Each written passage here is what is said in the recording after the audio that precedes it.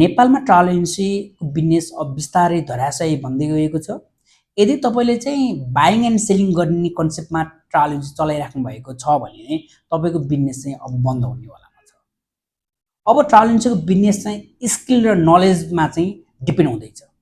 तपाईँसँग स्किल छैन, तपाईँले ए भन्ने ट्राभल कम्पनीसँग चाहिँ 50,000को टिकट लिएर तपाईँले त्यसलाई चाहिँ 55,000मा बेचेर 5,000 प्रफिट कमाइराख्नु भएको थियो भनेदेखि अब यस्तो खालको बाइङ एन्ड सेलिङ बिजनेस चाहिँ बन्द हुन्छ। किनभनेदेखि अब यो हाम्रो अनलाइन प्लेटफर्महरूबाट कस्टमरले डाइरेक्टली तपाईँले पाइराख्नु भएको रेट चाहिँ उनीहरूले आफ्नो वेबसाइटहरूबाट पाउनुहुन्छ र अनलाइन पेमेन्ट गरेर इस्यु गर्नुहुन्छ। यदि अनलाइनमै तपाईँले भनेको भन्दा सस्तो रेट पाइन्छ भनेदेखि तपाईँको त्यो टिकटै मात्र काट्नलाई किन जाने? त्यसैले अबको ट्राभल बिजनेस भनेको स्किल र नलेज बेस हुन्छ।